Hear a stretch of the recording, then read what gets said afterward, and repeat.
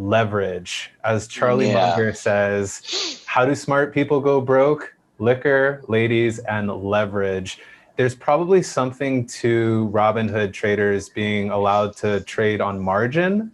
Maybe Are you could they? speak to they, yes, Robinhood Okay. will allow them to trade on margin. There's like a criteria that I don't understand, but yeah, you could get on and then trade on margin, which is pretty scary. Ah, I did not know that. So that's like going into the casino and having a conversation with Guido over here, who says, yeah, he'll stake your, uh, you give him $100 and he'll give you 1,000 to go gamble.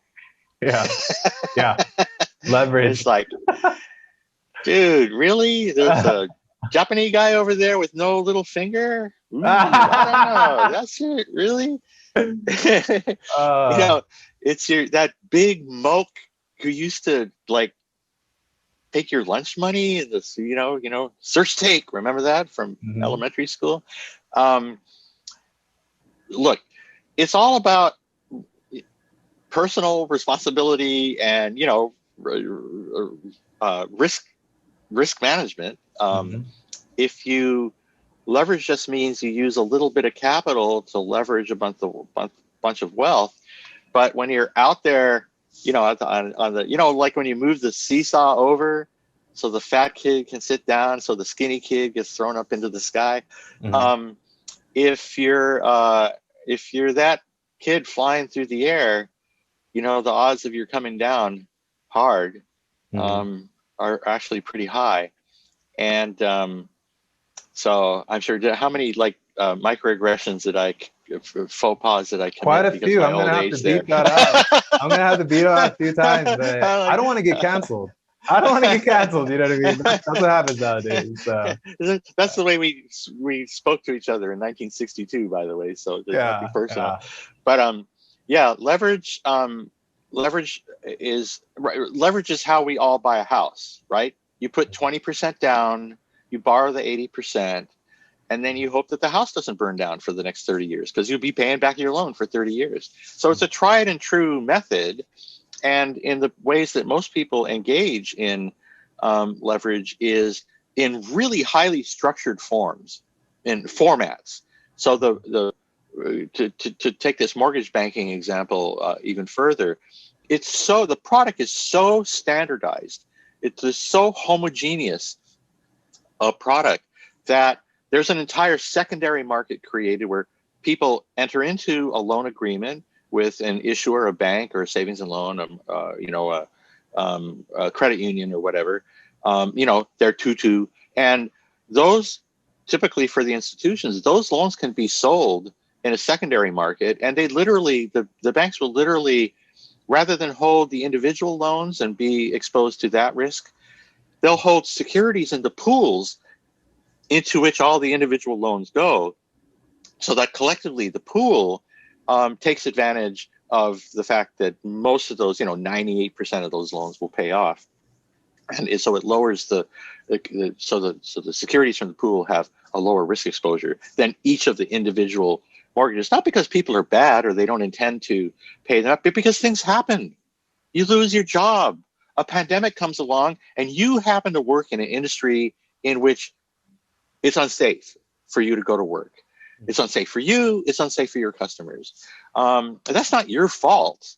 That's just the world in which we live. It's biology. And so we act collectively to attempt to provide a safety net, however poorly designed our efforts. So as I say, those homogeneous kind of securities that provide access to leverage are out there. But then there are these much more, risky variants.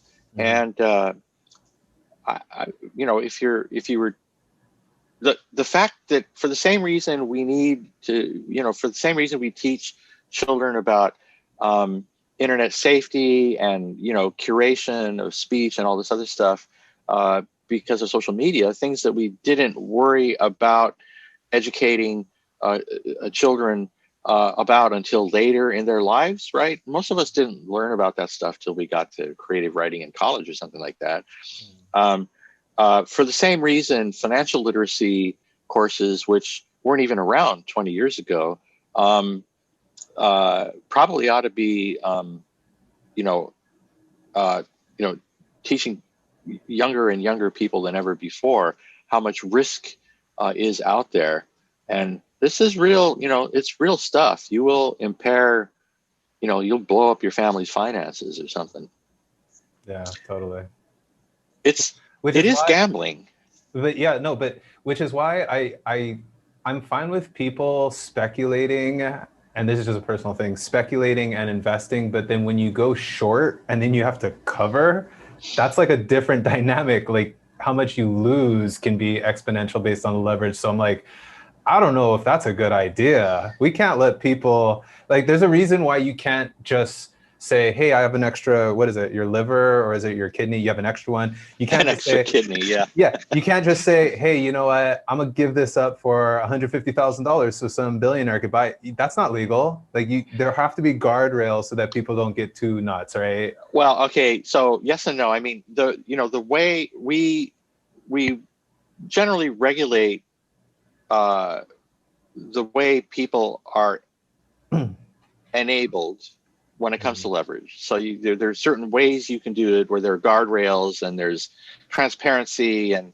there are protocols in place to in which only highly trusted professionals and so on are able to have access to leverage that others, or for example, situations in which, right, so we all go work in a corporate environment, not all of us, but many people work in corporate environments where there's a collective entity, right? The corporation is a collective of a sense, of a sort.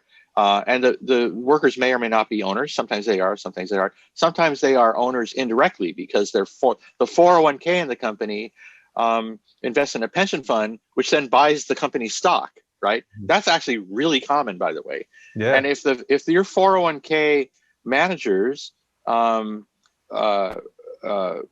require, as is often the case, that the investments be broad-based funds, so like an S&P 500 fund, when you work for an S&P 500 company, then you literally do own a part of your own company. So the guardrails are there for a reason.